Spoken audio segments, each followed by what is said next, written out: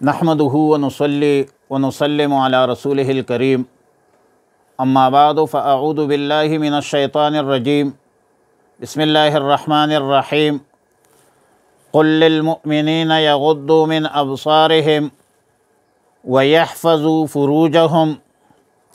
پارہ نمبر 18 سورہ نور، رکوع نمبر 4، آیت نمبر 30 اور 31۔ مذکورہ آیت میں حجاب اور پردے کے احکامات کا بیان ہے، لیکن یاد رکھیے کہ مستورات کے لیے حجاب کے احکامات کے پہلے آیت وہ ہے جو سورہ احزاب کے آیات بینات ہے۔ سیدہ زینب بنت جحش رضی اللہ تعالی عنہا اور رسول اللہ صلی اللہ علیہ وسلم کے عقد نکاح کے موقع پر نازل ہوئی۔ بعض مفسرین سن 3 ہجری لکھتے ہیں، تفسیر ابن کثیر اور نیل الاوتار نے سن 5 ہجری کو ترجیح دی ہے۔ تفسیر روح المعانی میں سیدنا انس بن مالک رضی اللہ تعالیٰ عنہ سے روایت ہے کہ ذی قعدہ کے مہینے میں سن 5 ہجری میں یہ عقد ہوا تھا، اور سورہ نور کی آیات واقعہ افک غزوہ بنی المصطلق سے واپسی کے موقع پر نازل ہوئی تھی۔ لیکن بہرحال حجاب اور پردہ کے حوالے سے پہلی آیات سورہ احزاب کے نازل ہے، اور انشاءاللہ سورہ احزاب میں ہی تفصیلی بحث کریں گے۔ ان آیتوں کے مختصر تفسیر کے حوالے سے گزارش یہ ہے کہ قل للمؤمنین یغضوا من ابصارہم، یغضوا غدہ سے مشتق ہے جس کا معنی ہے پست کرنا۔ آیات مذکورہ میں یغضوا سے مراد نگاہ نیچے رکھنا مراد ہے، اور ان چیزوں سے نظر پھیرنا ہے جن کو دیکھنا شرعاً ممنوع ہے، ناجائز ہے۔ ابن حبان لکھتے ہیں کہ غیر محرم عورت کی طرف بری نیت اور بری نگاہ سے دیکھنا حرام ہے، اور بغیر کسی نیت کے دیکھنا کراہت ہے۔ علاج و معالجہ اس سے مستثنیٰ ہے۔ وَيَحْفَظُوا فُرُوجَهُمْ، شرمگاہوں کی حفاظت، اور شرمگاہوں کی حفاظت سے مراد یہ ہے کہ خواہشات نفسانیہ کی جتنی صورتیں ہیں ان سب میں اپنے شرمگاہوں کی حفاظت کیجیے، جس میں زنا ہے، لواطت ہے، اور سحاق عورتوں کا باہمی طور پر آپس میں خواہشات کے پورے کرنا، وہ بھی اس میں داخل ہے۔ مسلم الثبوت کی عبارت ہے کہ مقدمۃ الحلال حلال و مقدمۃ الحرام حرام۔ حلال چیز کے تمہید اور مقدمہ حلال ہوتی ہے، حرام چیز کے تمہید اور مقدمہ وہ بھی حرام ہوتی ہے۔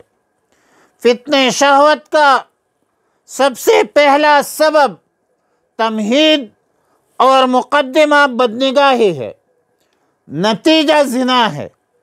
اب ابتدا سے انتہا تک، نگاہ سے زنا تک، اس کے درمیان میں جتنی بھی احوال ہے، جتنی بھی کیفیات ہے، باتیں گفتگو کرنا ہے، ہاتھ لگانا ہے، جتنی بھی معاملات ہے، یہ سب کے سب حرام اور ناجائز ہے۔ طبرانی میں سیدنا عبداللہ ابن مسعود رضی اللہ تعالیٰ عنہما سے روایت ہے کہ رسول اللہ صلی اللہ علیہ وسلم نے فرمایا النظر سہم من سہام ابلیس، نظر شیطان کے تیروں میں سے ایک زہریلا تیر ہے۔ حضرت علی رضی اللہ تعالیٰ عنہ کی روایت میں ہے کہ پہلا نظر معاف، دوسرا نظر گناہ۔ مطلب یہ ہے کہ پہلے نظر جو بلا ارادہ اچانک پڑ جائے، غیر اختیاری ہونے کی وجہ سے معاف ہے، ورنہ قصداً پہلی نظر بھی گناہ ہے۔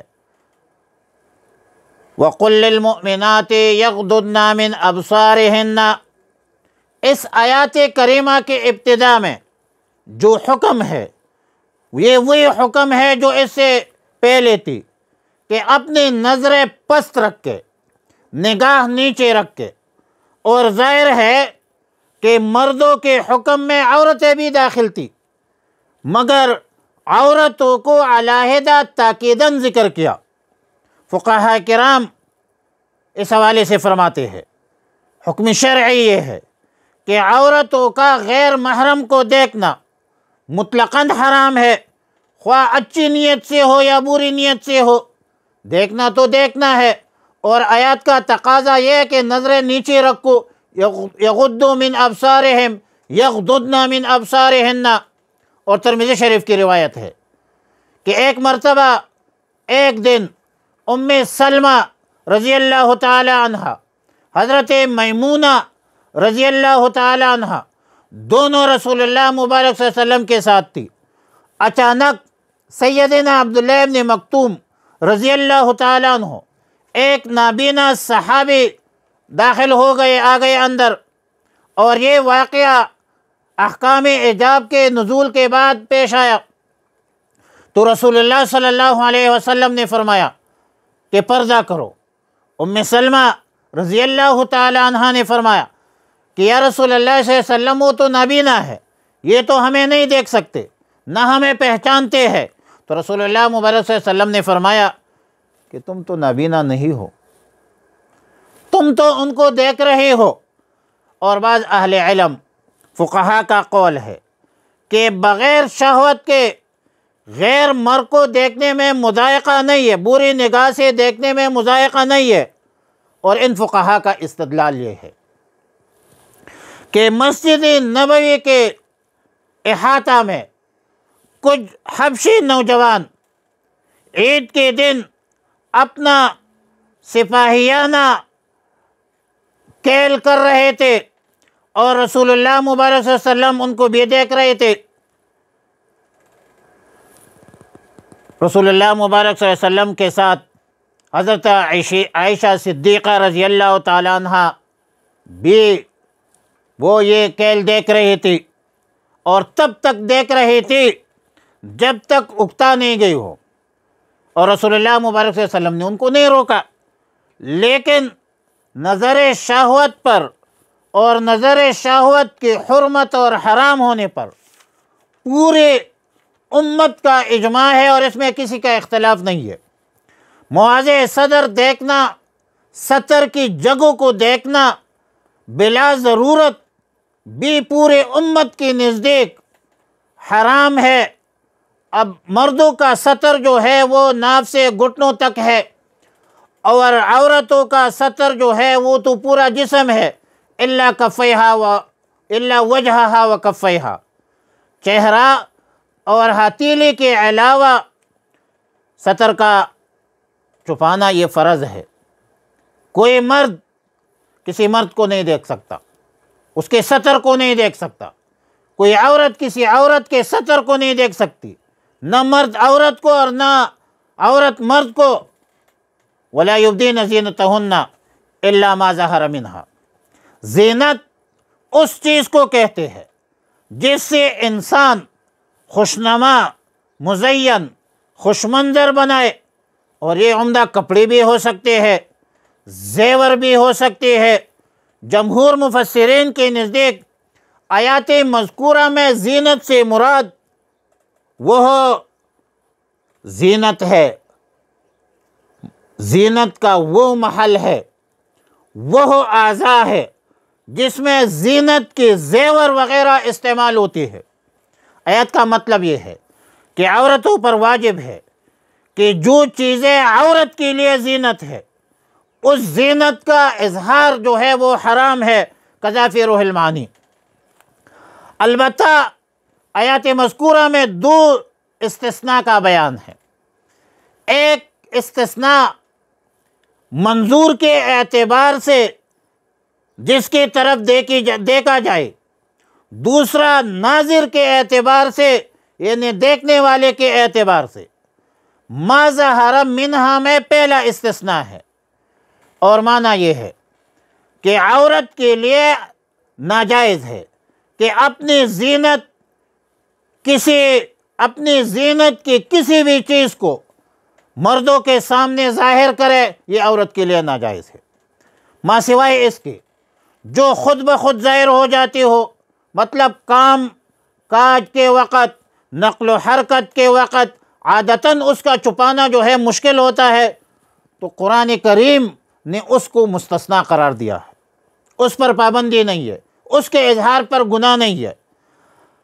سیدنا عبداللہ ابن مسعود رضی اللہ تعالیٰ عنہ کا قول ہے، تفسیر ہے کہ ما ظہر منہا میں کس چیز کی استثناء کی گئی ہے، تو فرماتے ہیں کہ وہ اوپر کے جو کپڑے ہیں، برقع ہے، لمبی چادر ہے، یا برقع کے قائم مقام چادر ہے جس کو پشتو میں پڑھنے کہتے ہیں، وہ مراد ہے، ما ظہر سے مراد وہ ہے۔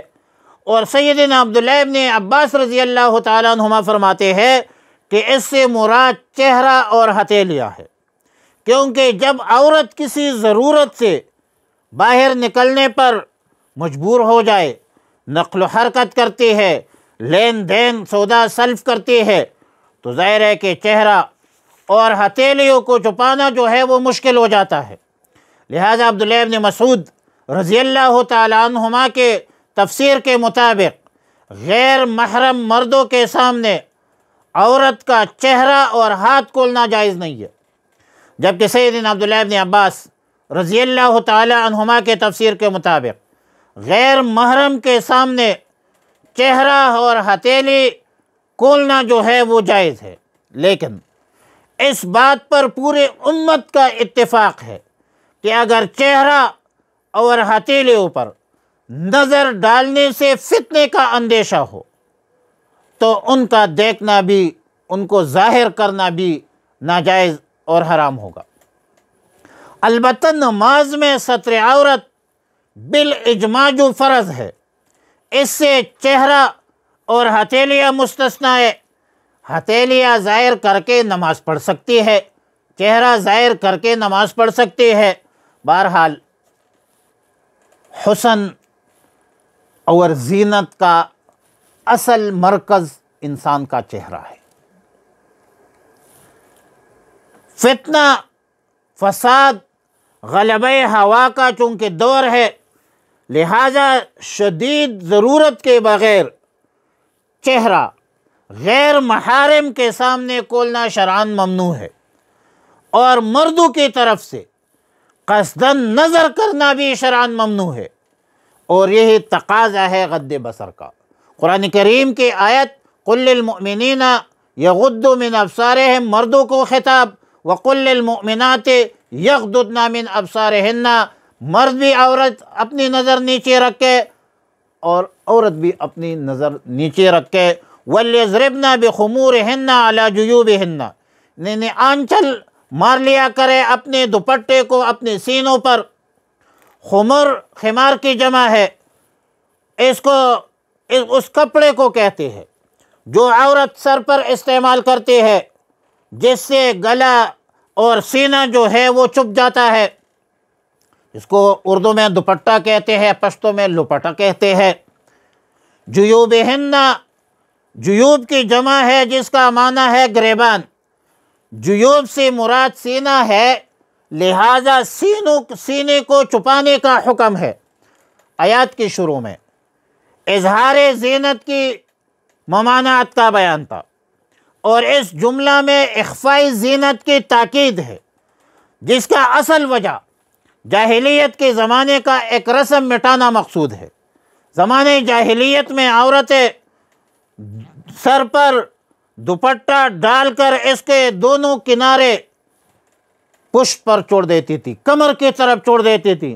آج کل بھی بہت جاہلیت کے زمانے کی لڑکیاں ہیں جو اس رسم کو اپناتی ہے، جس سے گریبان، سینہ اور کان کھلے رہتے ہیں۔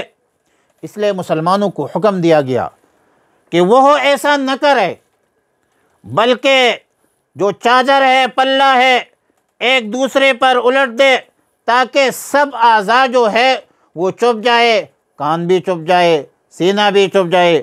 رواہ ابن ابی حاتم عن ابی جبیر قضا فی روح المعانی از علامہ آلوسی رحمہ اللہ الباری۔ فرمایا قل للمؤمنین، آپ کہہ دیجئے مومن مردوں کو، یغضوا کہ نیچے کر لے، من ابصارہن اپنی نگاہیں، ویحفظوا حفاظت کرے، فروجہم اپنے شرمگاہوں کی، ذالک ادنیٰ یہ زیادہ پاکیزہ ہے، لہم ان مسلمانوں کے لیے، ان اللہ خبیر اللہ تعالیٰ خوب واقف ہے، خبردار ہے، بما یصنعون جو کچھ وہ کرتے ہیں، وقل للمؤمنات اور آپ کہہ دیجئے مسلمان عورتوں کو، مومن عورتوں کو، یغضضن کہ نیچے کر لے، من ابصارہن اپنی نظریں، ویحفظن اور حفاظت کرے، فروجہن اپنے شرمگاہوں کی، ولا یبدین اور ظاہر نہ کرے، زینتہن اپنی زینت، الا ما ظہر منہا مگر وہ جو ظاہر ہے اس میں سے، ولیضربن اور ڈال دے، بخمورہن اپنی اوڑھنیاں، اپنی چادریں، دوپٹے، علی جیوبہن اپنے گریبانوں میں، ولا یبدین اور ظاہر نہ کرے، زینتہن اپنی زینت، الا لبعولتہن مگر اپنے شوہروں کے ساتھ۔ یہ جو دوسرا استثناء ہے انشاءاللہ یہ کل پڑھیں گے۔ وصلی اللہ علی النبی الامی الکریم وعلی آلہ وصحبہ اجمعین۔ اس ٹاپک پر اگر کوئی سوال ہے تو کومنٹ سیکشن میں ضرور سوال کیجئے انشاءاللہ العزیز۔